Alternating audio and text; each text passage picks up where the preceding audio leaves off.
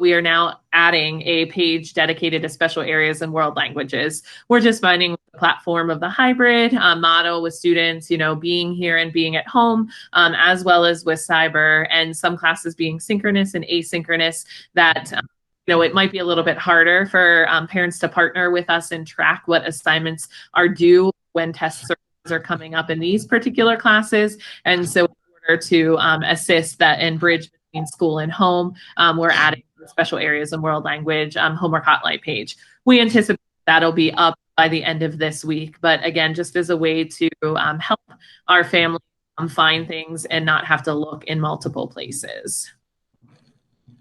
You may be already also familiar with this. We had shared it out prior to the start of school, but it's also on our middle school website page, and that is our link to the sign-on times for each of our grade levels. Good morning, Mr. and Mrs. Soni. Thank you for joining us. I'm not sure I can just see kind of an icon, so thank you. We just began, and I'll just briefly step back for 1 second and just share that we have added to our homework hotline page on our school website. I was just explaining that by the end of this week, we will have a link for our special area and world language classes, a dedicated page. And we're including that now in addition to the grade level pages, just because we know with students coming in the hybrid model, some days at home, some days, or even with cyber, with some asynchronous special area classes, it just may help families to be able to see assignments that are particularly due in those classes, as well as quizzes and tests that are coming up. So just wanted to revisit that, and we're only on our second slide here. Just reminding our families of middle school students that on the website, there are links also letting know the sign-on times. They are different for each grade level student because of how the schedules operate. Honestly, we operate 4 schedules all synchronously or at the same time throughout the day. The 6th grade has their own schedule, the 7th grade has their own schedule, 8th grade has their own schedule, and then our special area and world languages have their own schedule. So if you have multiple children in the building, sign-on times are not the same for all students. And so if you ever need to refer to this, there is a link on our website page so that you know. And just as a reminder to all of our families, there are multiple special area classes such as like general music or music tech or art that are asynchronous, meaning they don't have a sign-on time. They are already posted in there with either videos or just written directions that while the children have that time in their schedule, they should go on and complete the work. And all of them have something they should submit as like their attendance to that class, but they're not signed on and live seeing a teacher, seeing anything. And that only applies really to some of our special area classes. All of our core classes and all of our world language classes are synchronous and live, and students have to sign in. So we just wanted to kind of review that. We wanted to take the opportunity to have one of our Canvas teachers in the building and one of our 7th grade ELA and history teachers, Mrs. Stephanie Harris, join us today. She is going to go through, and we just thought it would be helpful. Some of you may have already played around in your child's Canvas site and looked at the different courses, but as a preview or an inside view to see kind of the common go-to areas or the places in which your child can find some important things that might be consistent across the board. We asked Mrs. Harris to join us and do that from a teacher's view. And so she's going to talk a little bit about that. She's going to take over the screen and share with you what Canvas looks like from your child's view and what they find in there and how they access different things. So I'm going to turn it over to Stephanie at this time. Hi, thank you guys for introducing me, for having me. I am more than happy to just kind of share, what I know about Canvas, the great features that it has, and hopefully maybe explain a little bit for you as parents to help you navigate Canvas and help your child navigate Canvas and be successful with using that platform as well. So the one thing that I did first want to point out before doing anything else, something that I think is so beneficial is the Canvas Parent app. So students have an app, teachers have an app, and there is also an app for you as a parent. And what is so great about that is you can actually join your child's classes as what's called an observer. So you're able to pair the app with your child's classes. So you are able to see everything. You can see the class calendar where teachers will post due dates and assignments. You can see announcements. You can see the actual assignments, their instructions. You can see if something is late. You can set up your notifications to get notifications if something is late, when assignments are submitted. I mean, you name it, and that app has it available for you as a parent. I'm going to quickly here put in the chat a YouTube video for how you can sign up and access your child's account. It's not complicated, but there's one section it's going to ask you for a code, and the way that you do have to get that code from your child's Canvas account. But once it is linked, you do not need their account to be able to see everything going forward. So here is that link if you are interested. It's very well done. It's very easy to follow, and it's step by step. So that's super helpful for you. The one thing that I do want to note with that is that our district has not yet synced Canvas with PowerSchool. So with that being said, you are able to view your child's grades on Canvas. However, those grades that are on Canvas are not weighted the same as in PowerSchool. So please just be aware that PowerSchool is where you would still want to go to see your overall grades and see your child's graded assignments.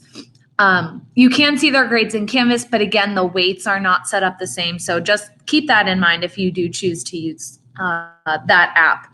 So I'm going to go ahead and share my screen here, if possible, just so that you can get a general overview of what some Canvas home pages would look like. This is one of my class's home pages, and some things that I just wanted to point out. Right now I am in student view, so this is what a student would see. Every teacher's homepage is going to look a little bit different. It's something that we get to customize. But the one thing that you'll notice is over here on the right, there is the section called To Do. And these are all the different things that students have on basically a virtual to-do list. So these are some assignments that are coming up, the points that are assigned to it, when it is due, and a direct link to get to that assignment. And as students complete them, they can X them off of their to-do list. There's also the course calendar, which is super helpful. When you go to the course calendar, you can see all of the populated assignments that are in here and things that we are doing in class currently. And the last thing that I wanted to point out here, and this is, well, I shouldn't say last, second to last thing, announcements. These are different announcements that we teachers can post, you know, if something is coming up, something that we just want to shout out to our classes in general. For example, Spirit Week was last week, so I made an announcement just to share a reminder of what all of those days were for last week. But it could also be really useful for different, you know, if a quiz date changes or if there's anything like that, you can see the announcements here. Now, the last thing that I'll show you, the modules. The modules, if you have not spoken with your child about these yet, the modules are where 99.9% of their classwork is going to be located. The modules are organized differently by class. Some are organized by unit. Some might be organized by week. So in history, we do have ours organized by unit. We're currently in Unit 1, which we call Venture 1. And the teachers will post all of the different assignments and directions and really everything that they need for class here, anything that's online. So that's all available here. A lot of it will have due dates and points assigned if they're assignments. Some may just be content material, but this is where the students will access almost all of their coursework. So that's just a quick overview. But again, the one thing that I think is most beneficial for you as a parent would be that parent app, because then you can just set your notifications. You can see what you want to see, and you do not need to have your child with you, like sitting in front of you, to be able to see that. You can just log into the app and see it for yourself. So if there's any questions, I'd be happy to answer. Please let me know if there's anything else you'd like me to go over. But that is all I have for you guys. Mrs. Harris, so a lot of times Middle school students will say they've done the page, but the teacher is not receiving it. I don't know if in the student view, if you could show us like what that final step is for a student that they know, or where they can see on their Canvas page, like submit, because that's where we always get into that gray area of, they said they did it, but the teacher's not receiving it. So is there something that we can display? Okay, so back into the modules here. This is something we actually did yesterday. It was just for participation, so I had it as 0 points. But we were talking about the Salem witch trial, so I had embedded a video that I wanted them to watch. And then they had to open this assignment called How to Identify a Witch, which was part of, the Salem witch trials that we've been studying in early colonial history. So when they open, this is actually an assignment through Kami, which I know is a very popular tool that teachers are using. I'll also show through Google here in a minute. But basically, in Kami, there is this submit button. And what a lot of students will tend to do, as Ms. Deichler was mentioning, is they will come in here and, they'll type their answer. They will do everything that they need to do.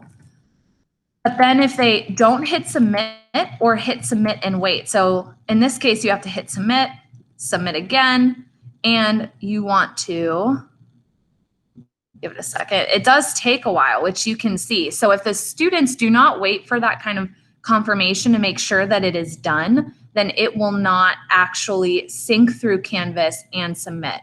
Now, another example would be, go here. This was through Google Assignments, which also is another popular tool. This one, it might not let me, since I'm linked as an instructor.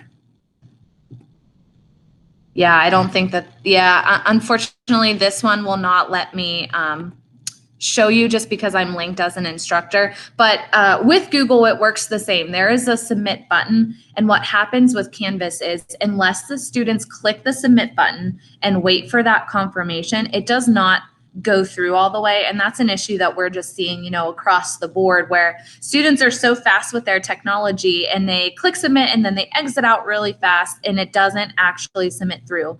So on a teacher's end, it looks like it is not done. And we cannot see their work until they officially submit and confirm that it is through.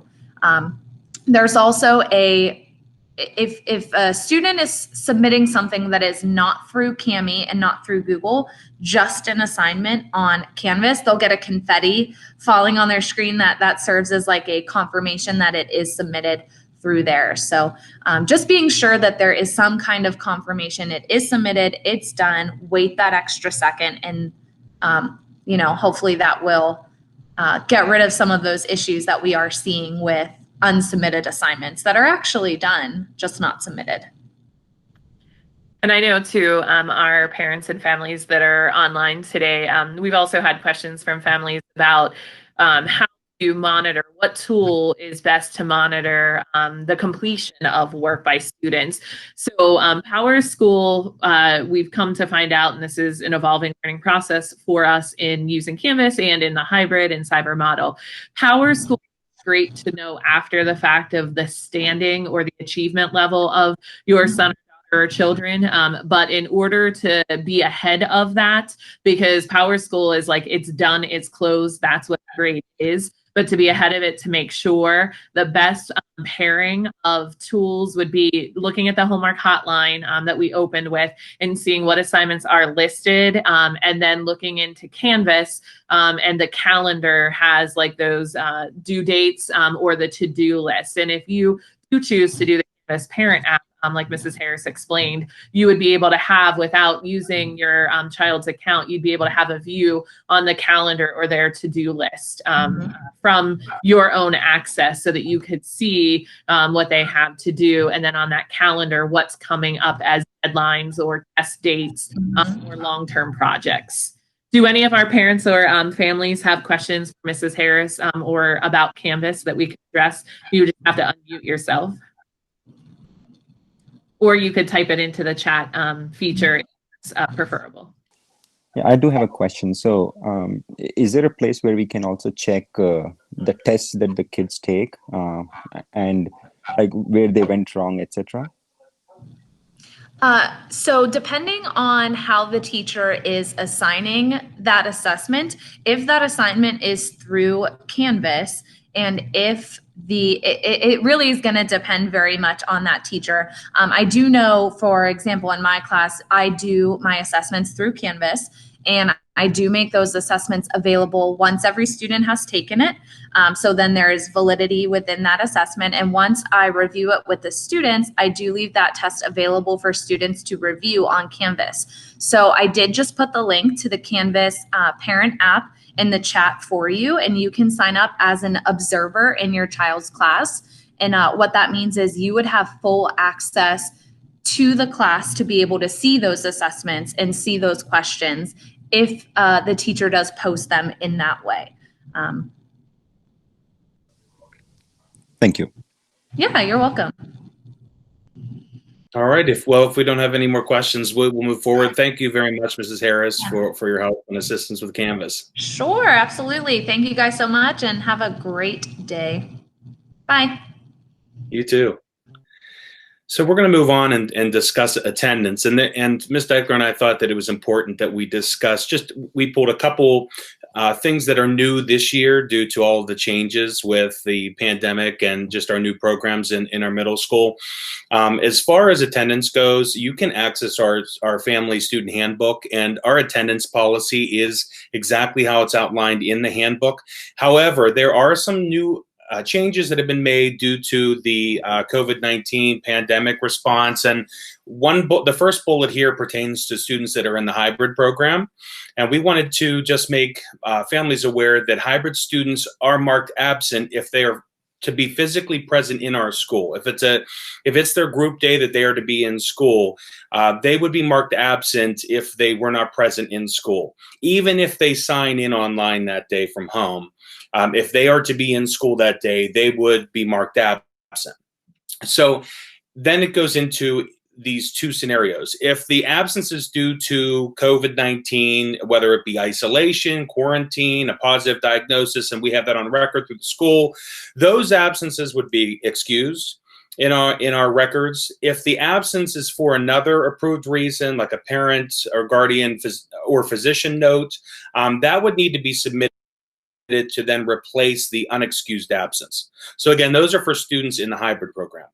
As far as attendance in the Cyber Academy, students that are going to miss a class or more due to an appointment, some sort of medical appointment, that type of thing, please just email an excuse, whether it be from the parent or guardian or from a physician, to Mrs. Bruce, our administrative assistant, so that can then be an excused absence for that time that they missed.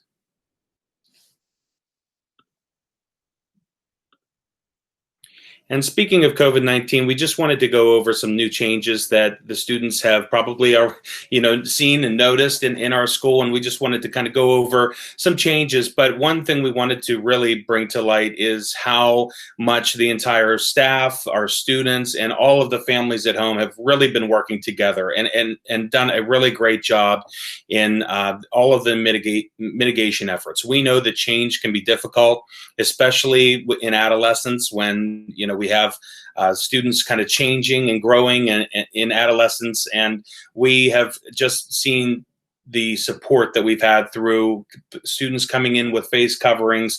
We haven't had any issues with face coverings in the school, with social distancing happening in the classrooms throughout the day.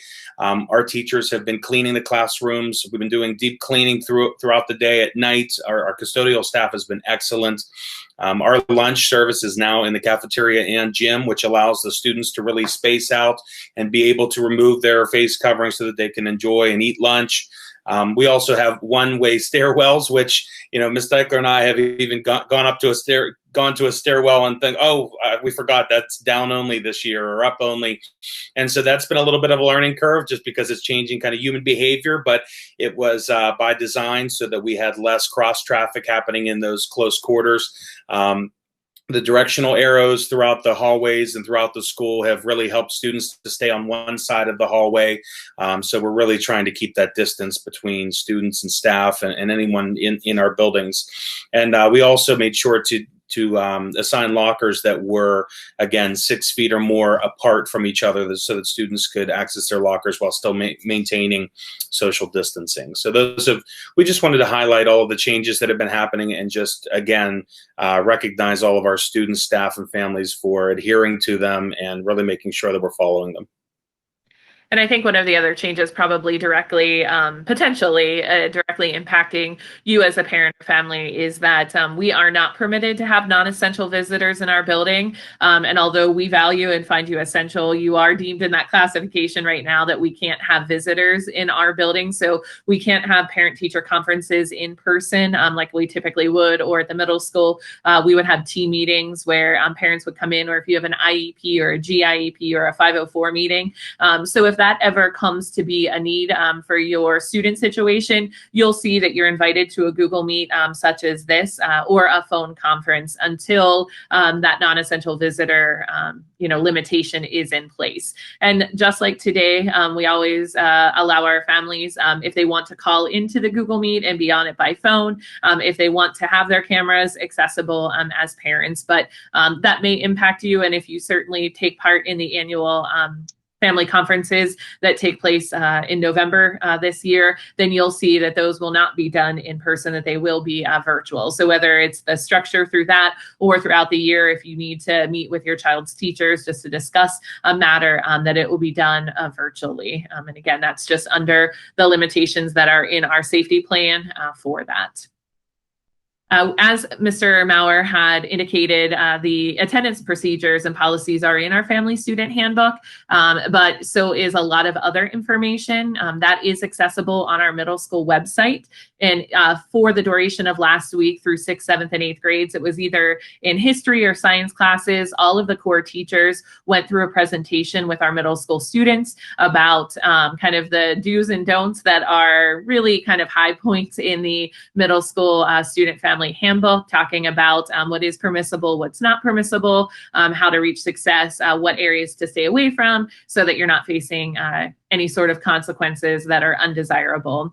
And so that was presented to all of our middle school students. We do it annually. Typically, Mr. Maurer and I do that in person with our mini teams. We recorded a presentation and that was shared out with the students. And so you'll see coming via School Messenger, which is the way that our messages through email get out to families. We'll be asking for the annual family student handbook sign off, which just means you're aware that it's accessible online, that your child has been shared with the highlights. Again, we don't go page by page. We give them an overview of the handbook, that was done with our students, and that you're aware that in the handbook there's also a code of conduct, and that if certain rules are broken, there are consequences, and what those are. And those are all outlined again online in the handbook. So you'll see that coming, and we do ask, typically in paper form, we ask for that each year to be on record, but with cyber students and with our hybrid groups, we figured a digital Google form where parents and guardians could just sign off and acknowledge that would be an easier, seamless process.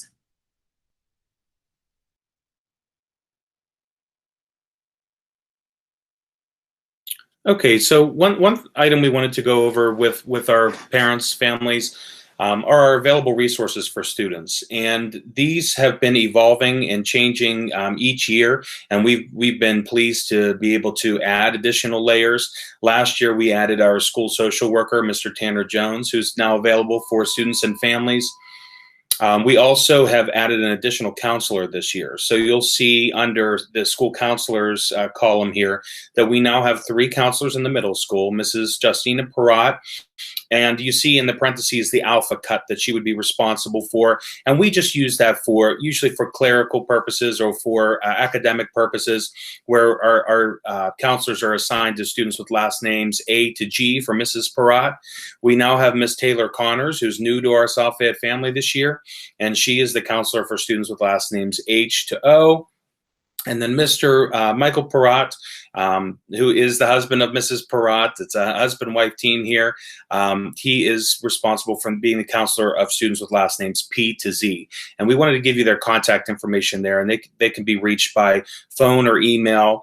And we also wanted to note that we do have school-based mental health services available. And this is a third party that we use in our school. And what's really nice about them is they meet on site here in the middle school with our students. So they use our school as a site so that you don't have to come and take your child out of school and bring them to another site. They can do it right here. So those counselors from Holy Family is who we use. They come to our middle school and set up meetings with students. And just so you're aware, that is all processed through your own insurance. So it's like having those services available. The convenience is they're using our school as their site for those counseling sessions. The other advantage to that is if a child is in crisis or pre-crisis and we can see it coming, and a family wants to take advantage of those mental health services, it's a nice partnership. It's not this disconnected service from the school, being that all children spend a great amount of time in school. Under normal conditions, they're here more than they may be during the school year, awake at home. And so what we do is we partner with the providers, the different therapists that work with Holy Family, and the name's a misnomer. It's not religious in any nature. I think it was historically where the name originated from, but there's no religious affiliation with it whatsoever. It's a public mental health service. And so they can partner with us and they can help us support the child even further in school, but they also have the private counseling sessions with their therapists on site. And that is if you have children in other buildings, particularly middle school and high school, but they do it across K through 12. We have private rooms and counseling spaces for them to meet. And like Mr. Maurer said, they do it during the day. They also do not try to take them out the same time period every time that they meet, so that it's not impacting a child's academics in the same way. But it is something, especially during the pandemic, and that we, are maybe all under different sort of burdens and strains and stresses, something that you may have been considering or may want to consider. And you can certainly reach out to any of the counselors as a link if you are curious as to how these mental health services could apply to your child, or just gather more information. But we always want our families to know that that is available, because it is also a convenience factor. It's not one more thing that you have to put into your family schedule and balance it with, sports, games, clubs, activities, religious appointments, things like that. It's something that would happen during the day.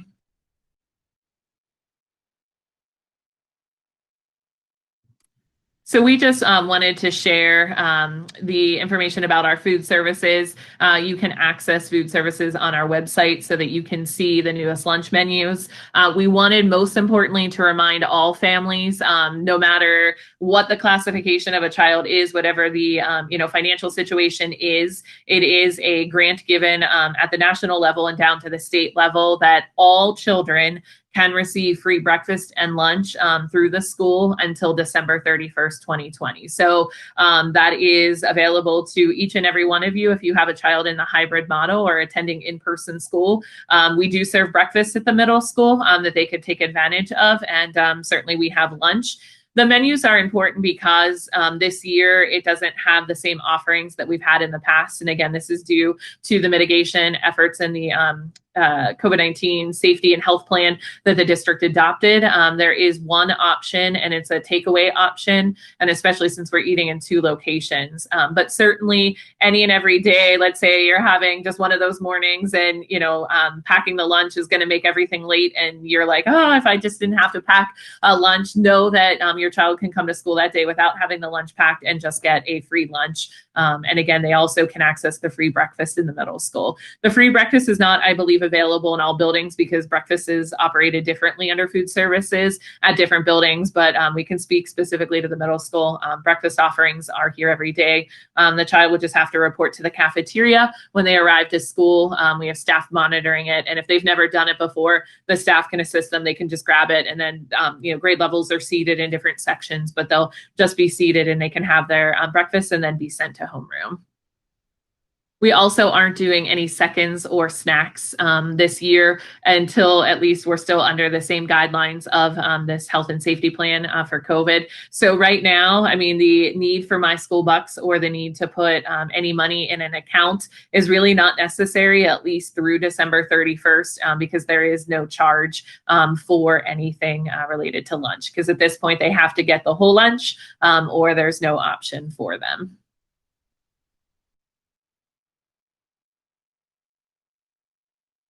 So we wanted to just give you the upcoming events for the middle school, kind of the notable events upcoming here. And the first one on the list is today. Our interim reports are available and viewable now on Power School. So if you are to access the Power School parent portal, you'll be able to access the grades for your child and see where they are halfway through the first 9 weeks. It's hard to believe we're already halfway through here, but that's where we are today. So if you have a moment, it would be great if you could follow up and log into Power School to see the interim report. Also, we will not have School for Students on Monday, the 12th of October. This coming Monday, it will be an Act 80 professional development day for our staff. The book fair is coming up in the second week of November, and our librarian, Ms. Clayton, will be giving information about the specifics and how students can participate in the book fair this year. The end of the first 9 weeks is coming up. As we said, we're halfway through, and the end of the 9 weeks will be on November 6th. And we'll be distributing report cards on November 16th. And then we wanted to give the new changes and information about our picture day or days this year. In the past, we would have already had our picture days happening here in the format that we have traditionally held them. This year, with the changes in our programs, we wanted to provide every student with the chance to have their picture taken. We'll be using the same company we've used in the past. The format will just be a little bit different.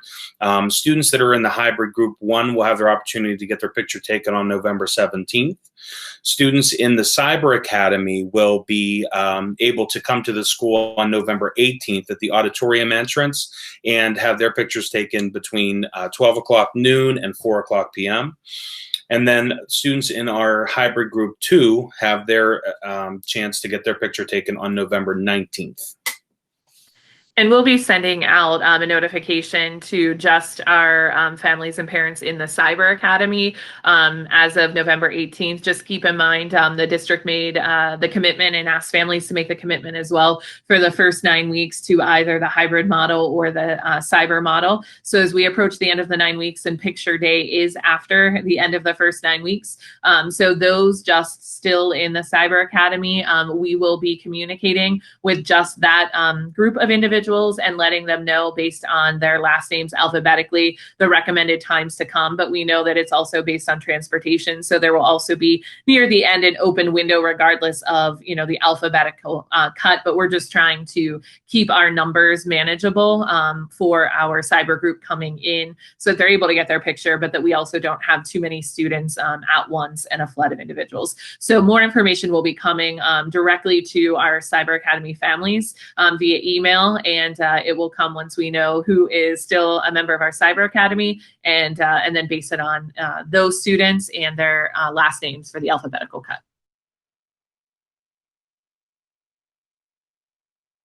So at this time, I mean, we'd like to thank you. We always say if you're new to our Parent Advisory Council meeting, we didn't start by saying this, but this is a new format for us. We have never done a virtual meeting before. We've always done in person. And our goal, Kevin and my goal, is always to give you an inside view into the middle school. It's certainly a different challenge, being that it's a virtual meeting. When we do it in person, we typically have something being showcased, or we take you to somewhere in the school and show you something, or we involve you in something that will impact the school. Today, the feature of Mrs. Hare's with Canvas, we thought that it was very important to give that student view from a teacher who's using it daily, just to kind of make sure you can see those main go-to points and answer any of your questions. But certainly the PAC meetings also give you the opportunity, if you have any questions that you want to ask about the middle school experience, about our programming, that may be beneficial to you, but other families that are in attendance. And then certainly if you have a question relative to your own child that might be, more specific or more private, we can contact you individually, or we can stay on just as the principals and you as everybody else signs off. We'll plan on having another virtual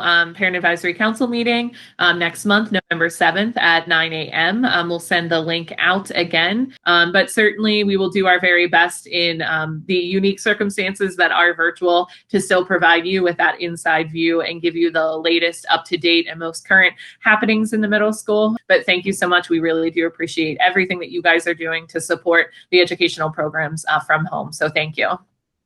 Yeah, thank you, everyone.